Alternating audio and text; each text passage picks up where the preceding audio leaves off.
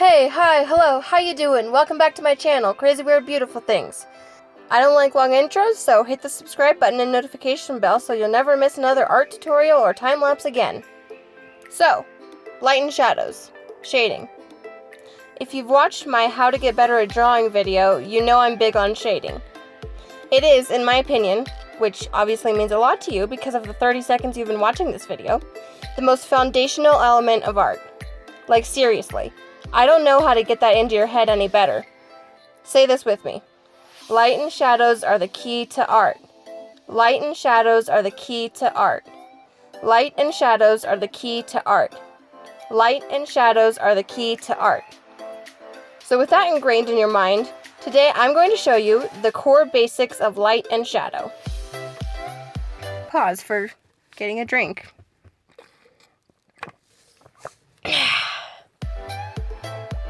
Light and shadow brings depth and shape to an object. Let me show you what I mean. Here we have a circle, a boring, plain old circle. Let's say you want the circle to be a sphere. Maybe you're drawing a marble, or a basketball, or the earth. Right now it looks flat, more like a pancake or a road sign. If this were a square, you could add some more lines to the back of it to make it into a cube. But you can't do that to make this circle look like a sphere. You have to shade it in. The first thing you want to do is determine where you want your light source to be. From there, you know that the further away from the light, the darker it will get. Using that foundation, start shading. You want to always follow the curve of the circle in order to bring the depth and shape to it. If you go light to dark according to the light source, but shade in straight lines, this will happen. And we're no better off than when we started.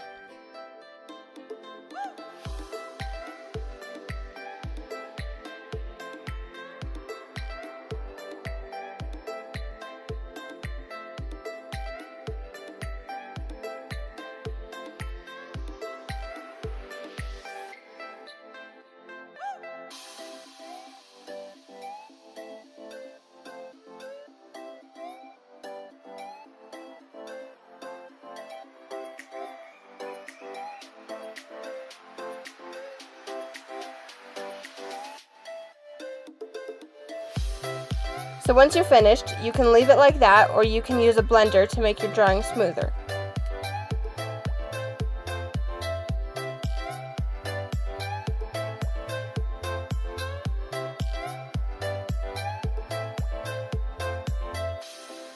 Now we have to draw our sphere's shadow.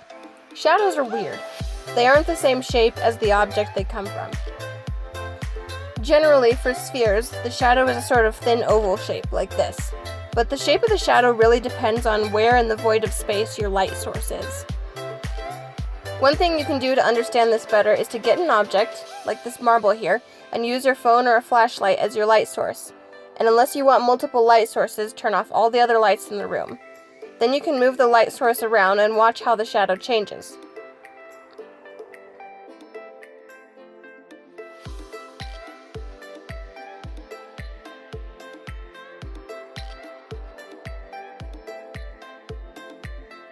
After you draw out the general shape of your shadow, it's time to shade it. Contrary to what you might think, shadows are not completely black. They start super dark at the base of the object and then get lighter the further away they get.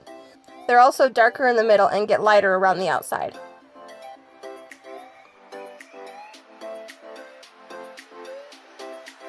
Next we have a rectangle or a square. The steps for both are the same. Putting our light source in the same place as last time, the side in front facing us will be the darkest. The side on the left will be a little lighter, and then the top will be mostly white, barely shaded at all.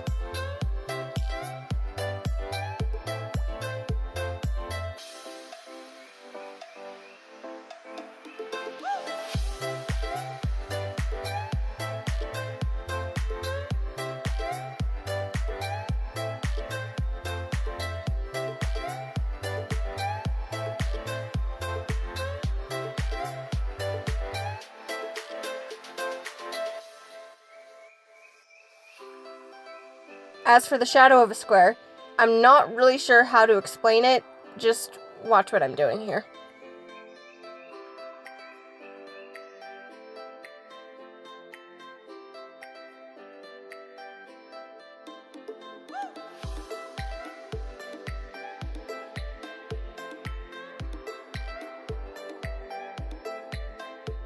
Again, use your phone to experiment and see how the light source will change the shading. Then we have a cylinder. Again, when shading, follow the curves of the object. The top of the cylinder should be almost white.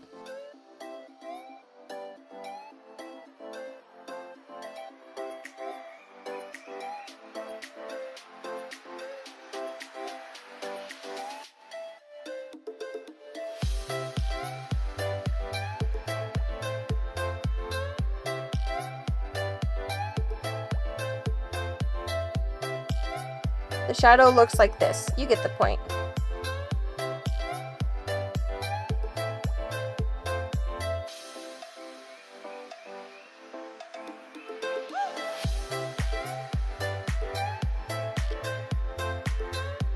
For a pyramid, there is no side on the very top, so you won't have any white sides unless your light source is really close to a side.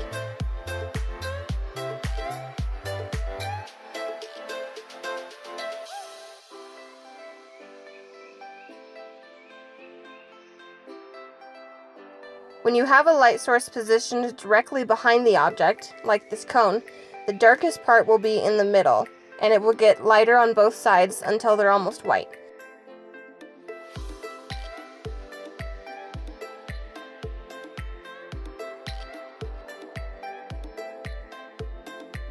Now I just went through a few basic shapes using only one light source, but sometimes you might want 2 or 3 or 20.